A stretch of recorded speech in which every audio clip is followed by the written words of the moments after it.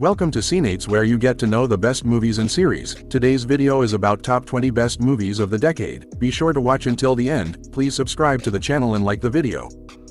Hell or High Water 2016. There is a moment in Hell or High Water where Gil Birmingham's character, Texas Ranger Alberto Parker, speaks candidly on the idea of stolen land in America. As he and Jeff Bridges' craggy set Texans sit peacefully on a porch, waiting for Chris Pine and Ben Foster to come rob the local bank, the tale of brutal conquest in America unfolds. 150 years ago, all this was my ancestors' lands. Everything you could see. Everything you saw yesterday.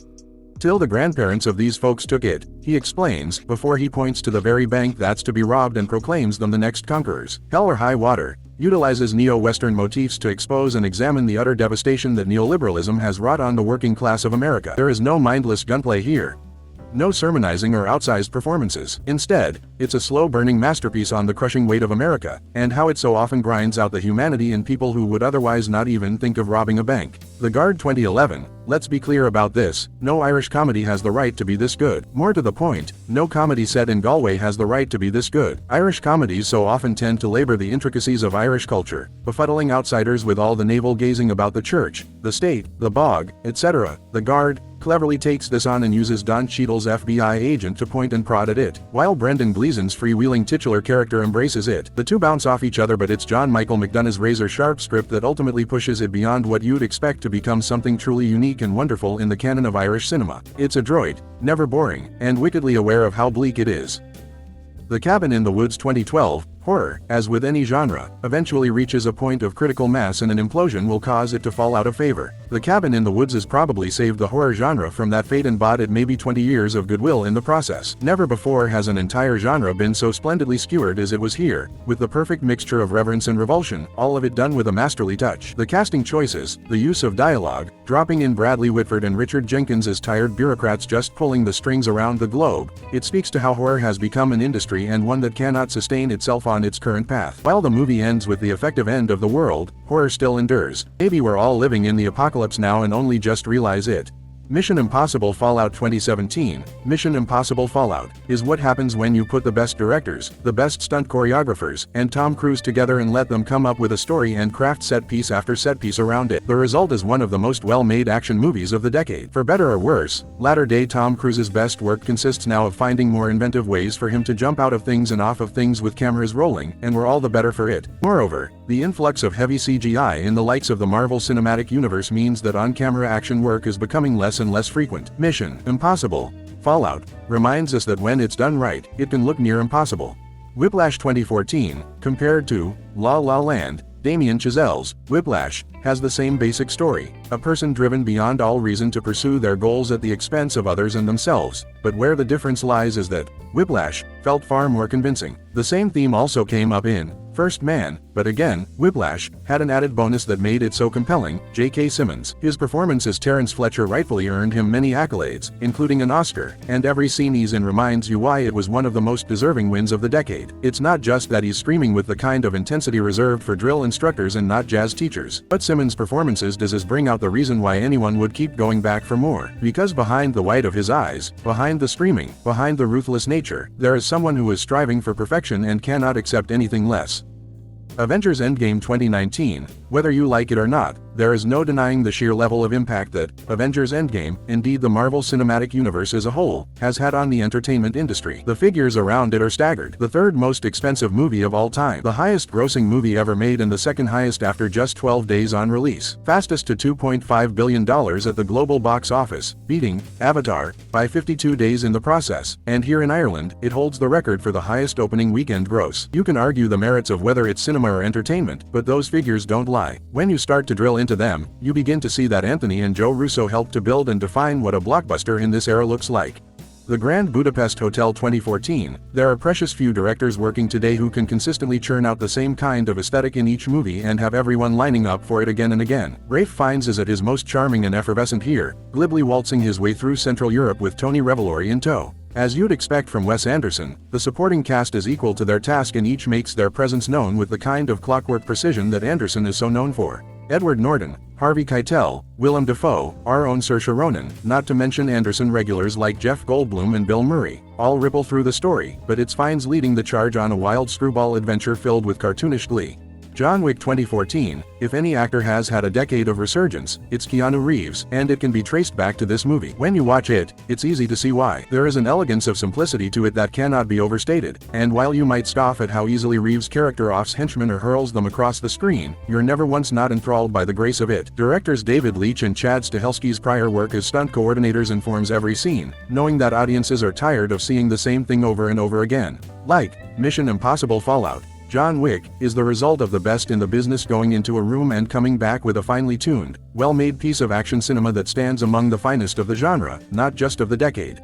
Shame 2011, Shame is the kind of movie you will probably only watch once, and that's enough for it to leave an impact. That Michael Fassbender's performance was completely neglected by the Oscars that year is proof that there is no justice in this world. It's an absolutely riveting portrayal of a person who is so hopelessly lost in their addiction that trying to find a way out is not only impossible but completely beyond them. It's only when Carey Mulligan's character comes into the mix that he begins to lose control of his tightly wound life. There are so many scenes in Shame where Fassbender's vulnerability is on full display, and Steve McQueen's direction never once lets you look away from it or hide it away. Moreover, the sexual dynamics of the movie are portrayed in a way that is never once titillating or erotic. It's as graphic and as full-on as you'd expect, but with a kind of a ragged compulsion and desperation that is utterly devastating. Spotlight 2015, Spotlight, as this generation's All the President's Men. That might be a simplistic comparison, not to mention that All the President's Men is still relevant in this day and age, what with what's going on in the current White House. No, Spotlight earns that comparison because it reveals a story that nobody wanted to be told but needed to be told. It needed to be told by serious people, working long hours, getting it wrong, finding their way back on the trail, and eventually trying to make sense of what they were seeing. Other than the one scene where Mark Ruffalo's character flips out, there are no big, actor Y, scenes in Spotlight. It's all small moments, little glimpses of the level of talent on screen. Stanley Tucci's character remarking about how Bostonians protect their own and that it takes outsiders to expose them. Spider-Man Into the Spider-Verse 2018, Spider-Man Into the Spider-Verse is one of the few, maybe the only, comic book movie to embrace its origins. It's not about slovenly devotion to character arcs or costumes, but rather that it embraces the very format of comics themselves to tell the story and put it on screen. Throughout the movie, the screen bursts out with color and energy in a way that all the CGI and star power of live action can and has not, and you really see what comic book movies could be like if they had even a tenth of the imagination shown here. It's vibrant, it's electric, and it's so funny and entertaining that you immediately forget that it all could so easily have been something bland and forgettable like so many comic book movies often are.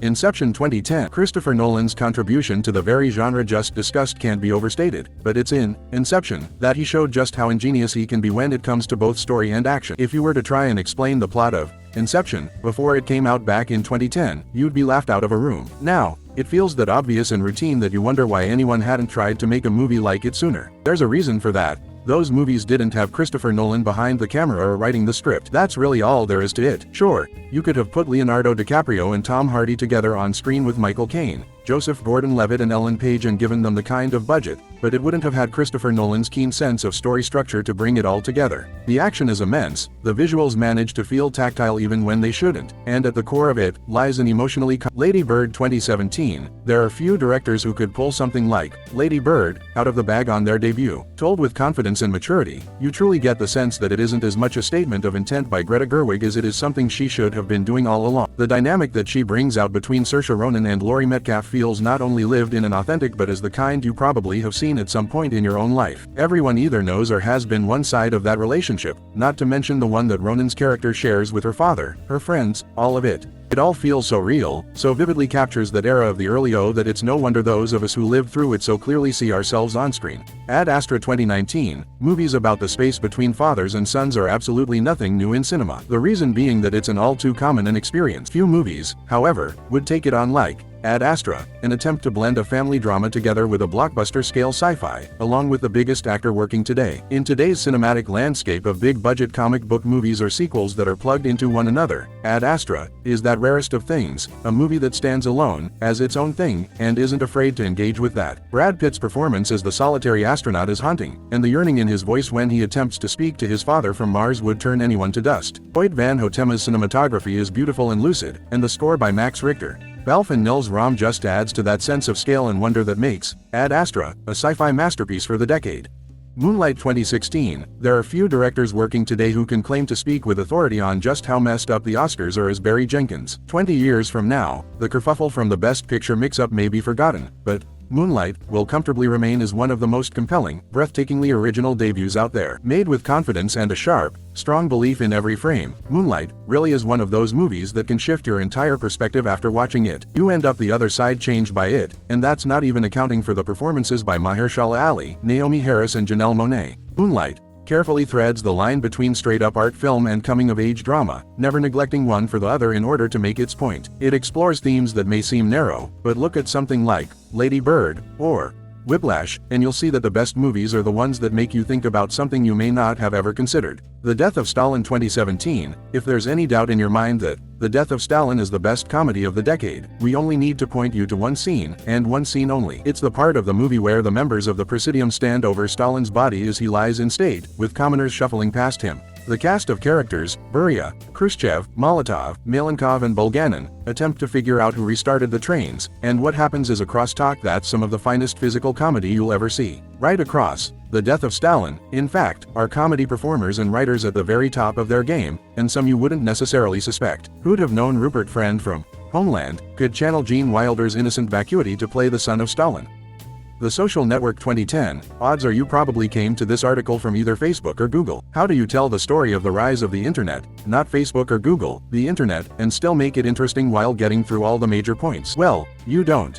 Not really. Instead, you grind it down to a couple of characters and let the greed and the mind games commence. Sorkin's script never drifts into the kind of sentimentality he's shown in the likes of The West Wing, or A Few Good Men, and David Fincher's directing never feels too clinical for it not to resonate. What The Social Network does is try to capture just how a socially awkward student managed to become more and more powerful and disrupt modern society in the process, and what actually drives that kind of brain. Mad Max Fury Road 2015, we've previously opined that Mad Max Fury Road is the greatest action movie ever made, so it tracks that it would be this close to the top of our decade list. Everything we said still rings true. Quite simply, Mad Max Fury Road is action cinema elevated to the level of art.